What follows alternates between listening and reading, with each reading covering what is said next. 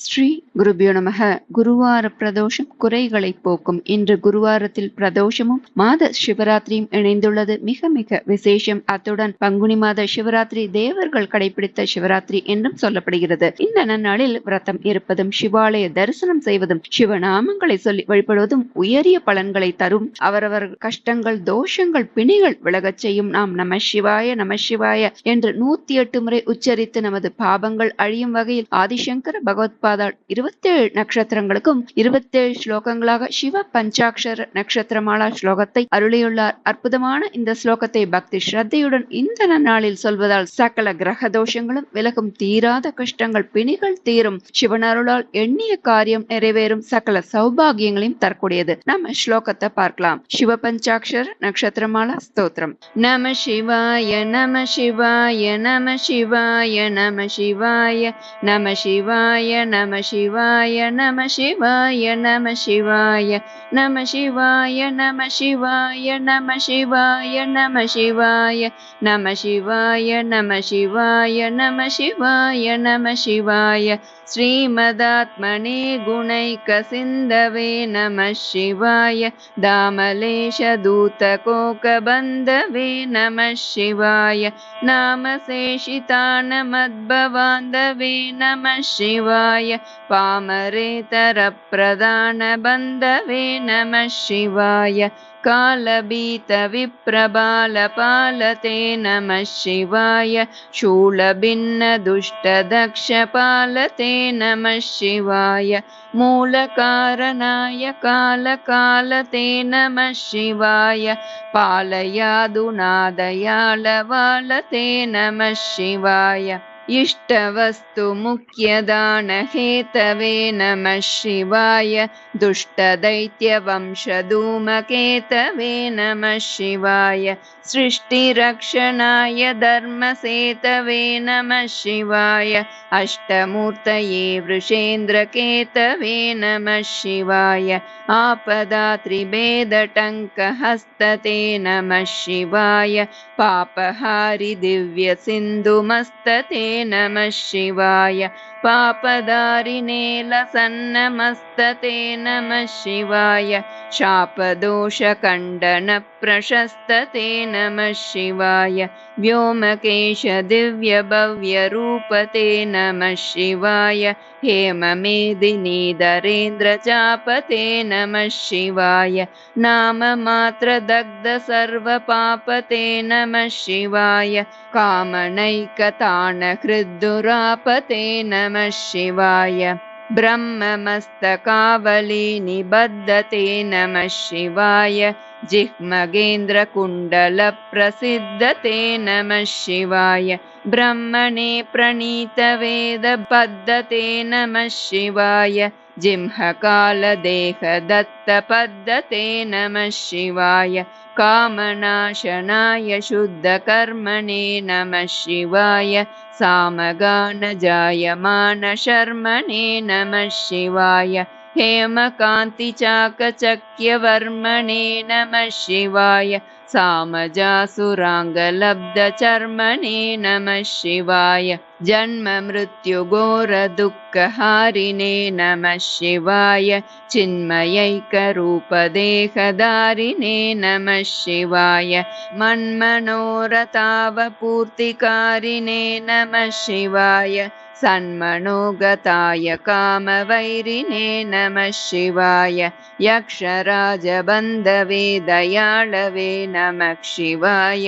दक्षपाणिशोभिकाञ्चनालवे नमः शिवाय पक्षिराजवाहकृच्चयाळवे नमः शिवाय अक्षिपालवेदपूतताळवे नमः शिवाय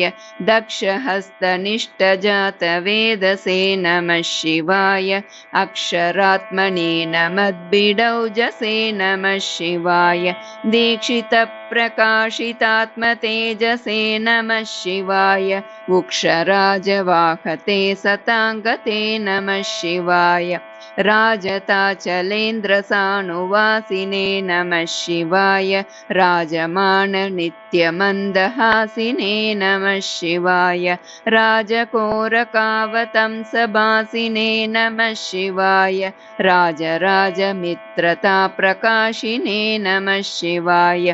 दीनमानवालिकामदेनवे नमः शिवाय सूनबाणदाहकृत्कृशानवे नमः शिवाय स्वानुरागभक्तरत्नसाणवे नमः शिवाय दानवान्धकारचण्डबाणवे नमः शिवाय सर्वमङ्गलाकुचाग्रशायिने नमः शिवाय सर्वदेवतागणातिशायिने नमः शिवाय पूर्वदेवनाशसंविदायिने नमः शिवाय सर्वमन्मनोजभङ्गदायिने नमः शिवाय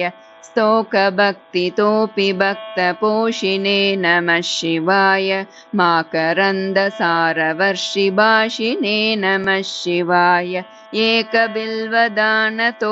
तोषिणे नमः शिवाय नैकजन्मपापजालशोषिणे नमः शिवाय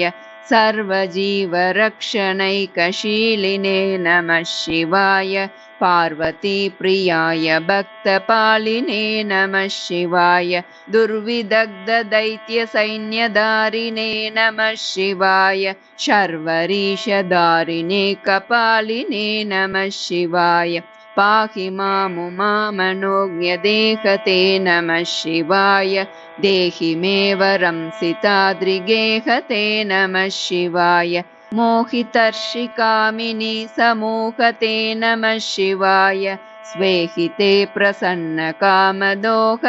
नमः शिवाय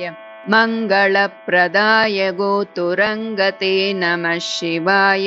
गङ्गया तरङ्गितोत्तमाङ्गते नमः शिवाय सङ्गरप्रवृत्तवैरिभङ्गते नमः शिवाय अङ्गजारये करे कुरङ्गते नमः शिवाय